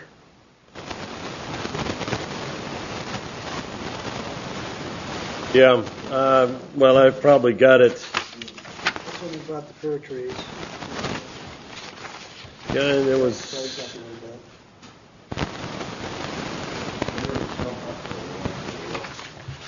I think it was 250 that we did. It rings a bell with me because I was working it. About the right amount to do again. Thank you, Walter. You keep me honest. Duck boxes, any charge? What would charges like that be? The only thing we spend on the duck boxes is like $25 for nails and screws and you don't have to buy a lot of wood. The material, the lumber. Yeah. The assembly, but I have one. probably 10 duck boxes. Oh. So we won't be spending anything. We do need a raft, so that something we can paddle out when the ice melts. It's much easier to put them on when the ice is there. Yeah. Oh, it sure is. Sure is. So, you can clean them out, check them out, refresh them. Well, I will summarize this up and kick it back at everybody, and maybe we can finalize it up next time around, which would be second Monday in December. We're talking about budget numbers now, right, Scott? Yeah, that's about the time we need it, so it's... Yeah. Okay, yeah. Thank heavens it takes a little longer this year. You don't have to start it soon, I guess. Goals. We were going to, each of us individually, work up the wording of our goal that we thought we ought to put on the website. I know I haven't seen any. I haven't done mine. Do it by next meeting. Well, I did. Oh, you got one? Oh, okay. I know, a couple of meetings ago. Did I could. But I didn't type it up. I typed it Oh, up. oh, okay. Eber did this. Good.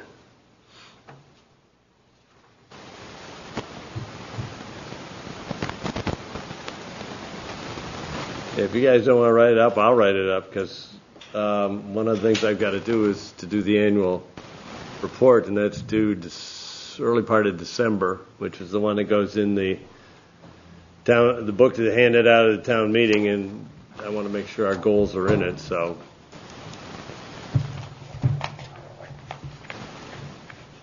how about if I send a draft idea around to you, and each of you can comment on yours? Make sense? I'll volunteer my time for that. You still have time? Oh, yeah.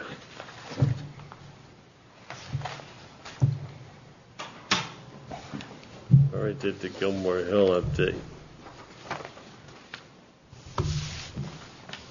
Parcels of interest. Maybe before we get into that, let me just tell you about Chelsea Mall.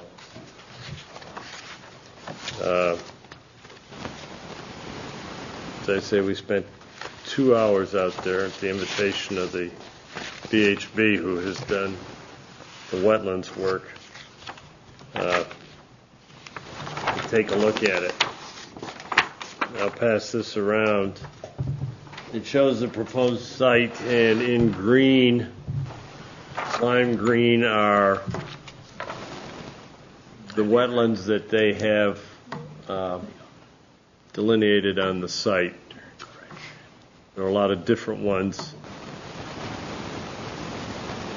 They are currently, and this is all very rough because there You said there was 20.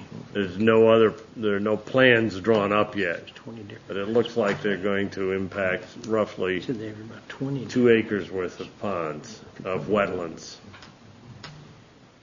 They said that Army Corps of Engineers had been out there when they did this a few years ago and And there is. reviewed what they had done. So there's no fish. They had invited DES to come on top. to see it because their time frame for putting all of this together is going to be March, April, which obviously brings snow in, which is why I wanted to take a look at it before the snow got there.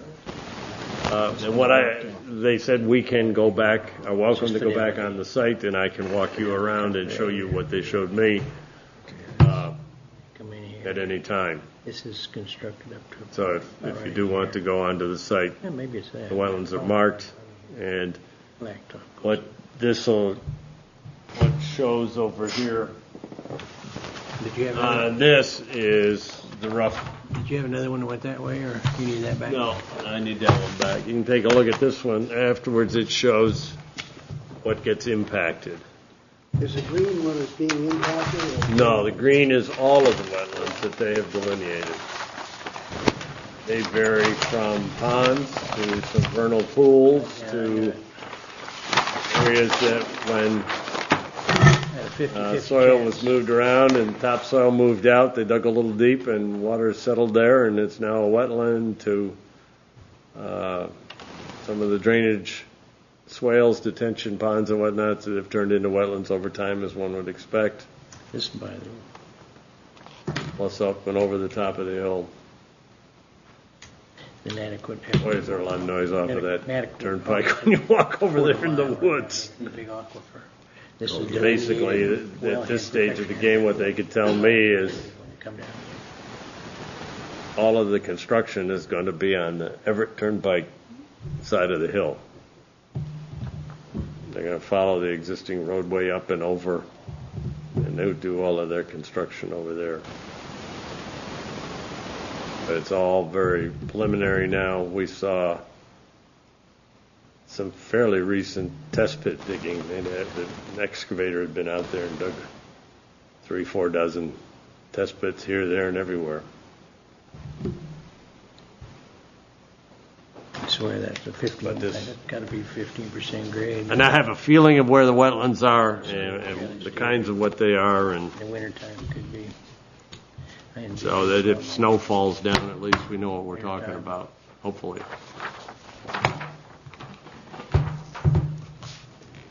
Because they can't use salt or sand, because this is delineated. I had not been on that site before, and boy, was there a lot of done on it. So I don't know. Top of the hill's missing. It's shown in the green photo there, where we found turkey as we went up there today. Scott, are there any historical?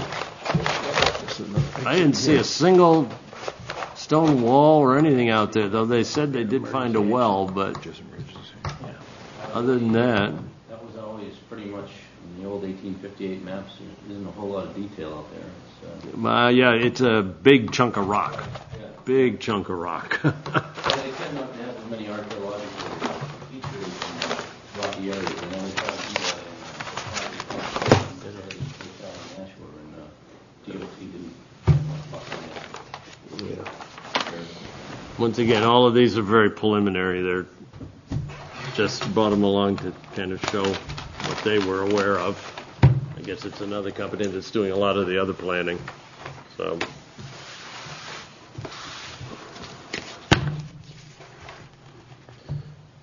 parcels of interest.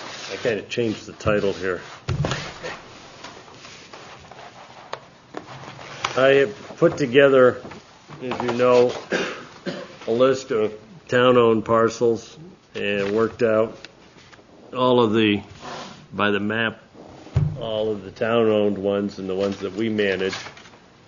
And from there, I worked up a list of abutting parcels and other connecting parcels, which I kind of termed parcels of interest. I provided Scott with that list, and I left it home. That this list? That's probably that list. This one I did get the email on that one. Oh, okay, well, maybe that's the one, which was the first tentative list that I came up with.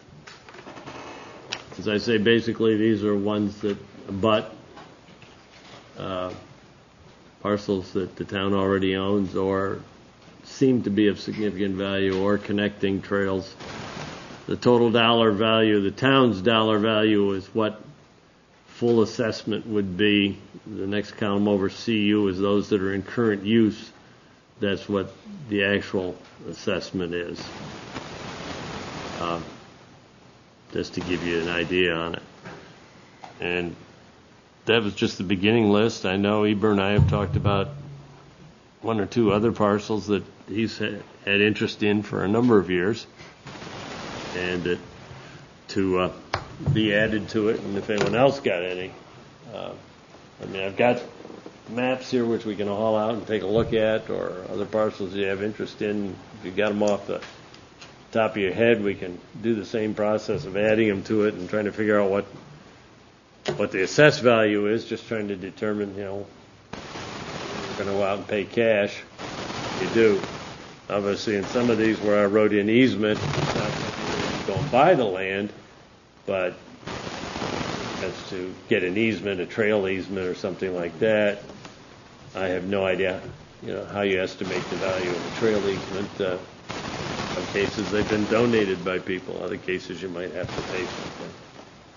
But basically trying to come up with some kind of action plan that we can say, here's a list of parcels, here's a rating system, which a number of the other people from Rost have gone through the same process. They're supposed to be sending me their rating categories.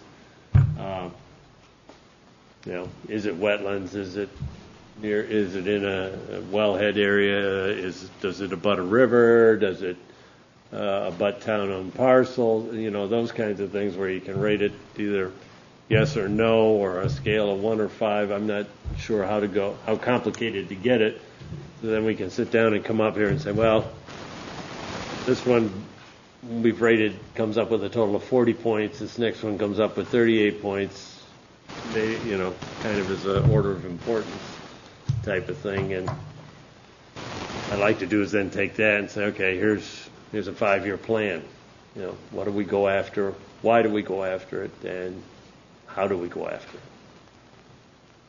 Well, when you get to that point, you come down to 5 parcels that we're looking at.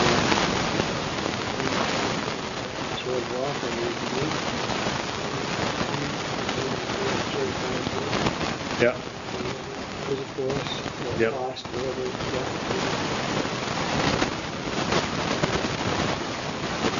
Yep. Until we say, okay, yeah.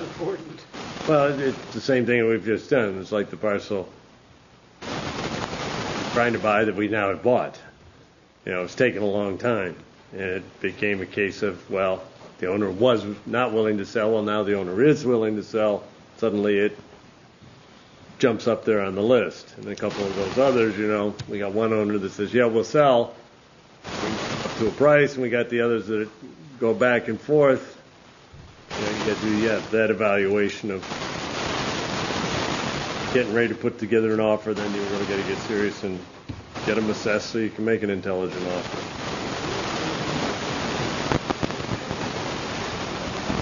Yeah.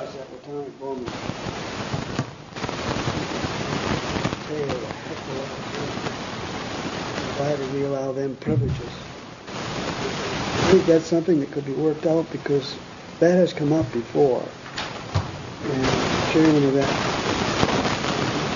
was in charge. It sort of had an interest in doing something with that. And then you have that large parking area there for the Horse Hill Nature Preserve, and it's right on the Class 6 highway. Yep. I mean, that sort of to me, that's. There's some of them that there's some of them where you look at it and say, okay, well, there's 2 of them down in there of 14 acres in size that they're listed there, but I know they've never responded to the letters and know who that Conservancy Foundation is. We know it isn't going to happen, but you never know. I say never and probably shouldn't. Probably it's not one of those you're going to put, even if you gave it high ratings, it's not one of those you're going to go out and get assessed until you get some indications that there's interest. And most of these in here, or a great deal of these in here, I've sent letters annually to them, trying to solicit interest. The town of Bowman's Club is down there, isn't it? Yes, Yeah. first one. Yeah. Did you get a response from them? Yes.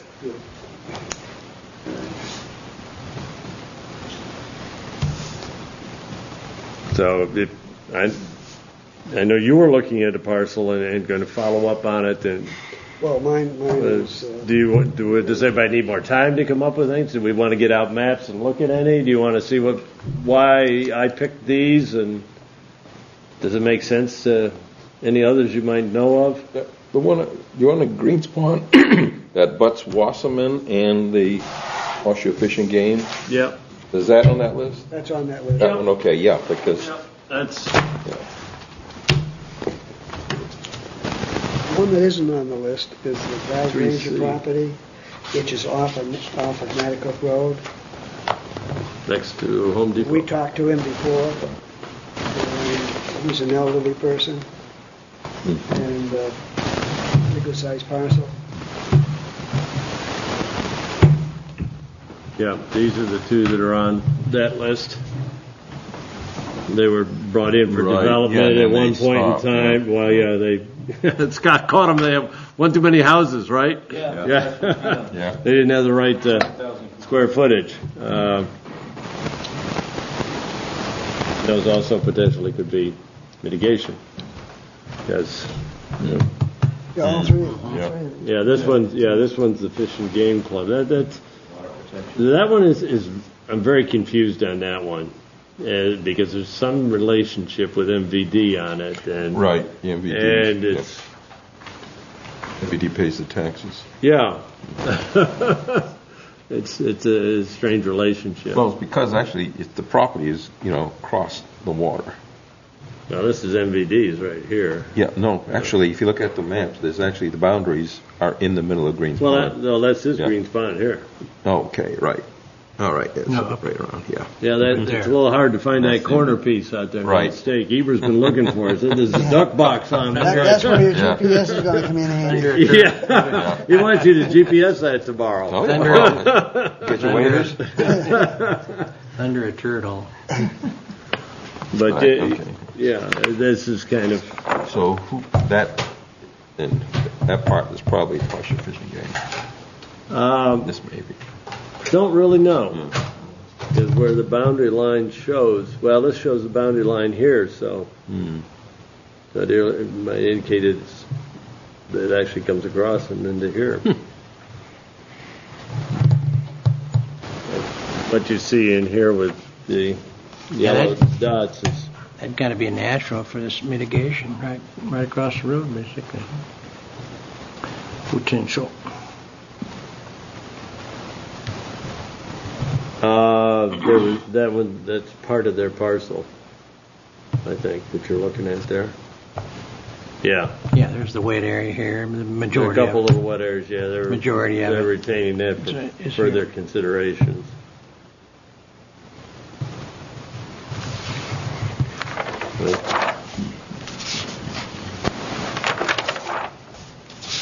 Well, actually, Can you go back this way just a little bit down Yeah. Matticook Road? yeah.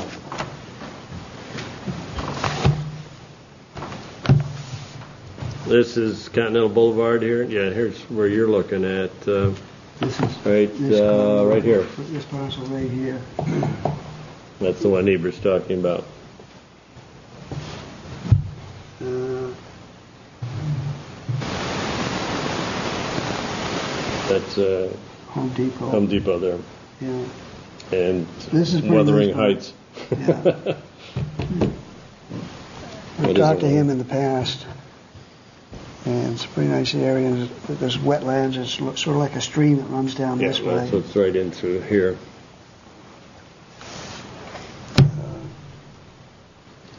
He did have an interest, but we sort of haven't done anything on it. So you were going to touch base with him, and I can go back and do that. Yeah. I haven't, but I can go back, ring his doorbell, and see if he still has an interest in. yeah. If that Sauhegan group, we really need to invite a lot of those people in. If that Sauhegan group adds that presentation to their, when they're talking about going town to town in the whole valley. Ebert's talked to him, and I knew his sons long ago. It's one of those, he's aware of it, and we've made him aware of it, but it's still, he's got to make that decision. Sure. That's the tough part. I I know it's easy to say I'm going to do it, but then when it comes down to signing your name on the dotted line, it's giving up a lot of your development rights. It's a little different. Well, I think would we be open to we'd be looking at an easement? I don't know. Or we'd be looking to purchase it, or we would be looking to. I think it's too early to tell that. Put a rating system All we together and can put a do is- value on it. I think the only thing I can do is just say we have an interest in it. It's- Just leave it- should, just leave yeah, it at would he that. consider? We should be open about anything, shouldn't we? Yeah. Yeah. Whatever. Bargains first. Prime land. There's a pretty good second. sized piece. Yeah. Yes, Yeah, well, it's at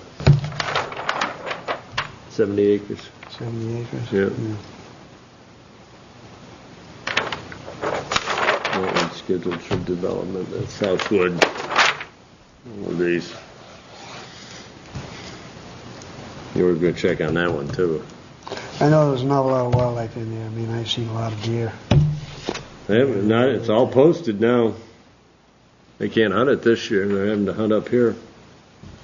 Oh, Yeah, that whole Southwood area is posted along Continental Boulevard this year. And when those signs went up, I got a few letters. This one is that's down by the water treatment station. That's Mass Road. I was in here the other day. Is this one? One of these parcels. And it drops right off behind that building. Mm-hmm. I mean, I've never been down in there, but it must be a nice wildlife and bird sanctuary from what is down in there. Have you got Tinker Road down there? Tinker was back over here. You take a look at Tinker.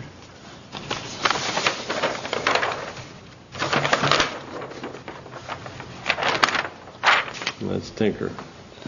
Okay, down this area right here. Yeah, that was. This parcel that HHNP before us for development. It was owned by Armand LeBlanc. Yep. If this deal doesn't go through, he has an interest in working with us on it. Okay.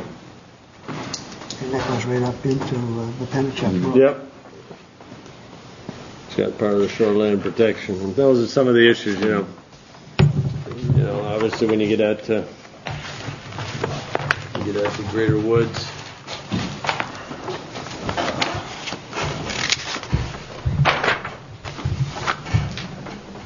Now we can put that one on green there.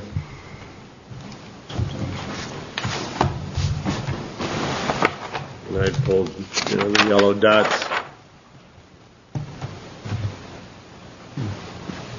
These two are the ones that are on the list, but I think they're going to get developed when that ever does. Right. So, yeah. Well, so if you get any parcels, as I say, Ebert's given me two of them that they can all look at. Well, I'll stop in and Explore see 'em. I'll stop in and see Greg Granger, maybe tomorrow if we can do it, and you can go with me, well. Well, yeah. I'll keep working on getting something together in the way of an evaluation system so we all can take a look at it. That's kind of one of my ideas. Forest Hill report, none. I guess Bob didn't make it back.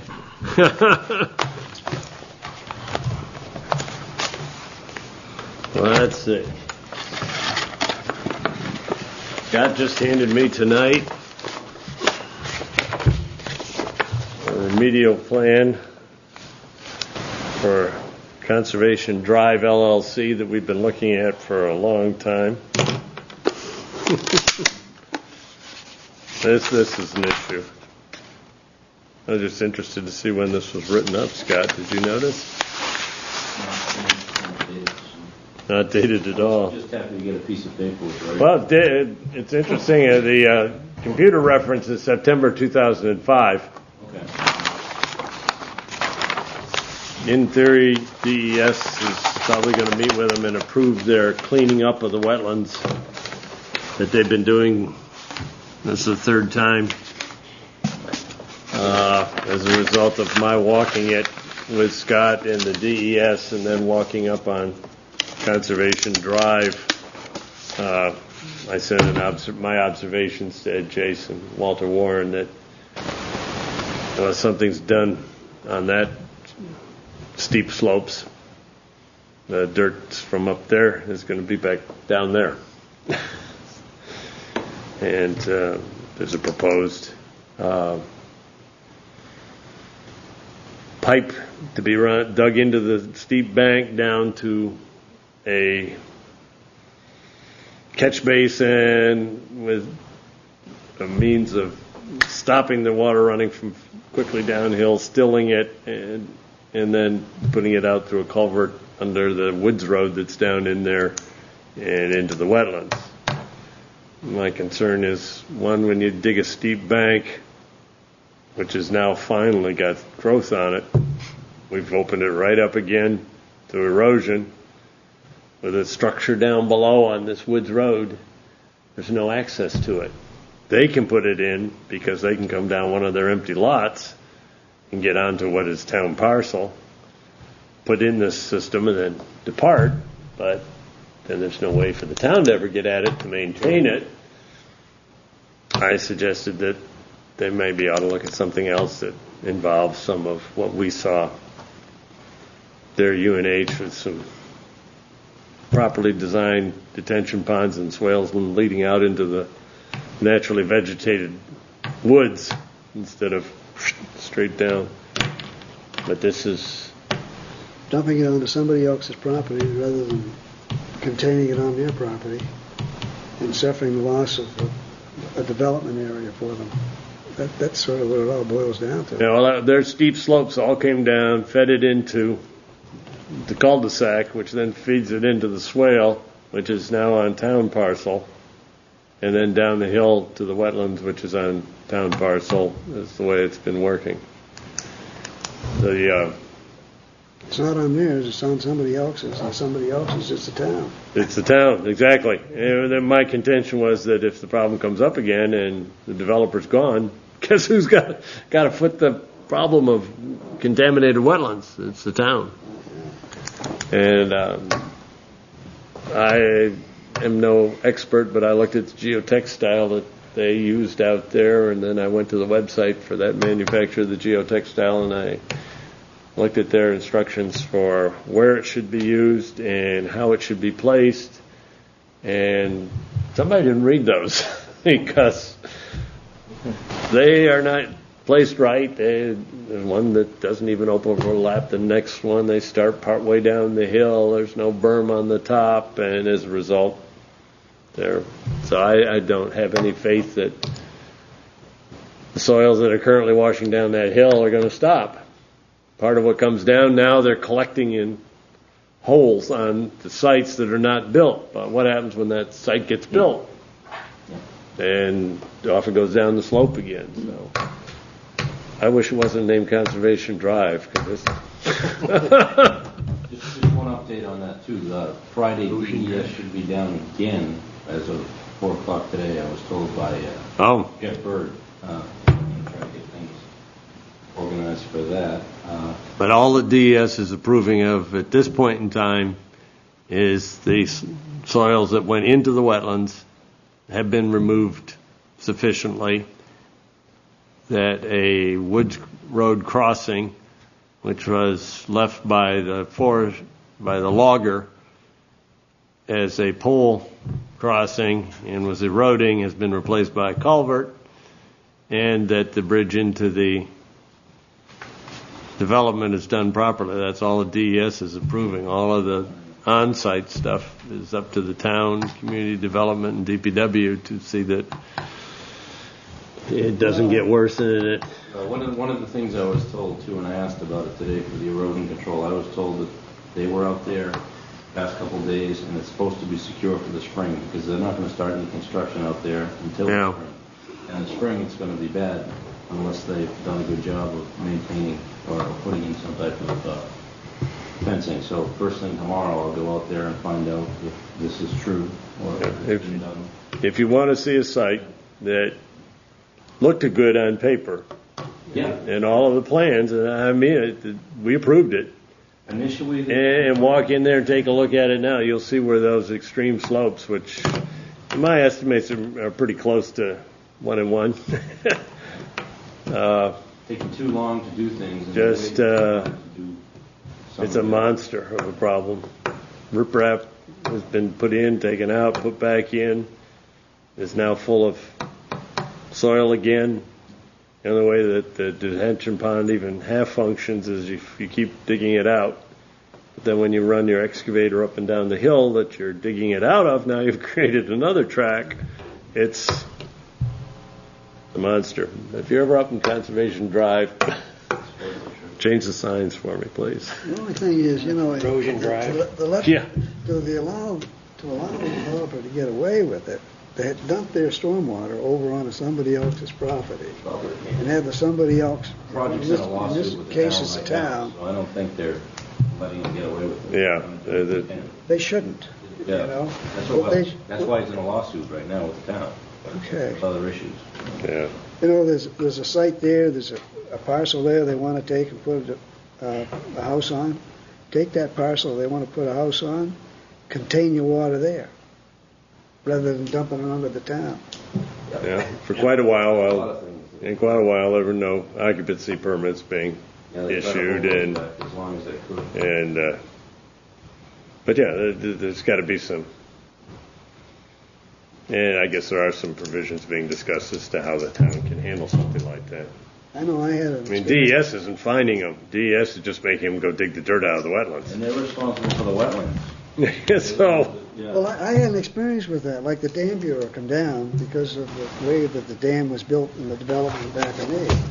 Okay, they pulled out the dirt, put in new dirt, and so forth. That was fine because now the compaction and everything is fine. The only thing is, it's doing the same thing it was doing in the first place, dumping water over onto somebody else, my property and my brother's property. That didn't handle that. The Dam Bureau is not concerned about that. That's correct. And I did the same thing while we were up at the association meeting. I spoke to DES and I said, "Here's the situation." And we spoke to Eric Skoglund.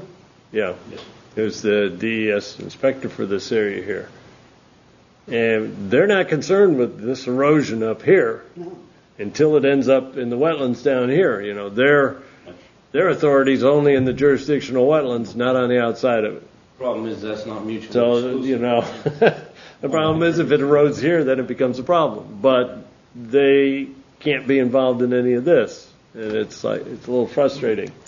You can't do the preventive steps until it becomes a problem. Then you just correct the problem, but you rely on the expertise of the engineers and the contractors that they've committed to their plans to do what they're supposed to do. And the people installing it properly.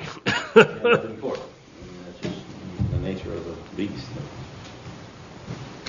Let's see. Scott handed me a wetlands non-site specific permit for Greenfield Farms, South River Road, Bedford, and Pearson Road, Merrimack.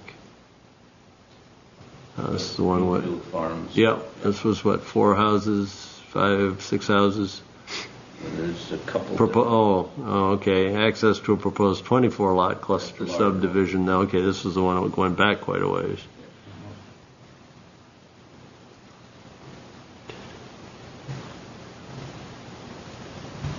It looks like all the usual conditions. Head walls, covers, erosion prevention methods, and so forth that we've got. Anyone else got anything? Hubert? Well, the only thing that I can think of would be just the goals. And one of the goals was to identify the wildlife in the different areas of responsibility that we have. And what I was sort of looking to do was to get neighbors or those of interest that walk the trails to take pictures and date it, time of day, and so forth, so that we could identify the wildlife in the different areas that we have, because there's so much wildlife in here we don't even know about. And it would help us in the future to have a reason for acquiring these open spaces to protect the wildlife. That was one of the reasons I think it's important that we, get that done, do it. And you can see the work that was done, that she had done here, Mrs. Wentz. That's a lot of work. That's some nice pictures that they're taking. Yep. And that sort of is what I was in hopes that we could get neighbors and so forth to do. Now, here's a pileated woodpecker, all these turtles and the otters and even the vegetation. I wasn't concentrating on vegetation, but the other thing was this. Now, she had indicated that she might have an interest in being an alternate to the Conservation Commission, and she sort of is like an amateur biologist. No, I'm very familiar with it because we were on Horse Hill Nature Preserve for 4 years. So I just wondered we don't have now that Karen's gone, we don't have that sort of a person on here. If she has an interest, all she has to do is apply. I'd say why don't she just make a claim to us, and then goes to the council, and all she has to do is apply to the council. So should I tell her that? Well, she knows that. I've told her that. Yeah. Okay. Interesting. I think I mentioned here that last time that Nashua had hired someone to help them determine the wildlife habitat, the natural communities, and so forth on their lands, and that the company was named Moosewood. Well, that gentleman was speaking at the association meetings, and I attended that presentation that he made, which is basically identifying natural communities of importance and looking at them, those that come up in the action plan of being ones of concern, and using that to evaluate what you own, what you don't own, and areas of concern within your town. That is some of the things that have a possibility of, once again, of mitigation funds. There are a lot of different ways of looking at it. But I had asked Jeff if he could come to a meeting tonight to talk to us about that, but he was not able to. Kind of what he goes through. He's a wildlife biologist. Just to give some ideas as to what's out there and how it can be done. Ellen Snyder, she worked with Horse Hill Group for one part of the time, also is another person in that area, but ways of developing that with some professional help. Most of the meetings I went to up there was mostly for the habitat. Yep. And I was more concerned, not so much for the habitat, but for the what is in the habitat. Yep. And that's what my focus would be on. Anything else? That's it. Doug? Fine. Happy Thanksgiving. One item, the Merrimack Village Dam. The town council has requested that Pennachuck Waterworks give them an update December 13th, which is a Wednesday. Mark Wamser, who is the engineer, represents the engineer firm hired by Pennachuck Waterworks with associated others, representatives of the Dam, Barrel, Fish and Game, long list of people will be here reporting on the status of that project. So that's December 13th, Wednesday. Scott, anything? Just to touch bases on it.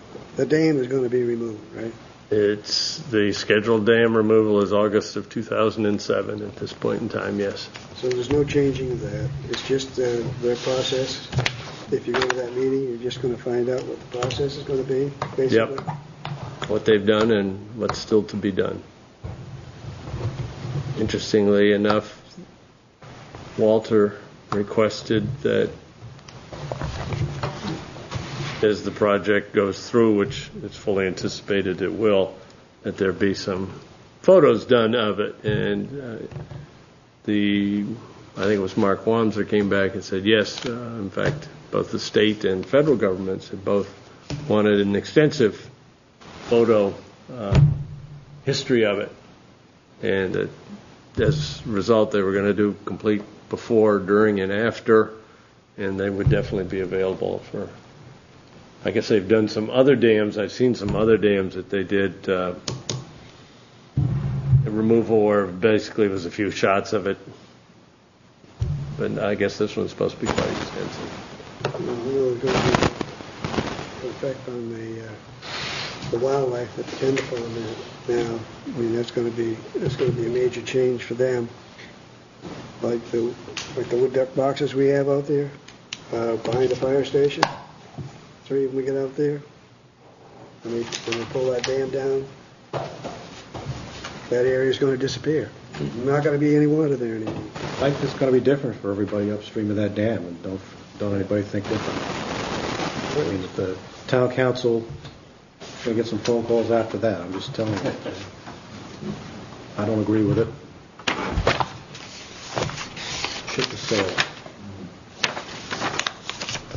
Make a motion that we adjourn. Second? All in favor?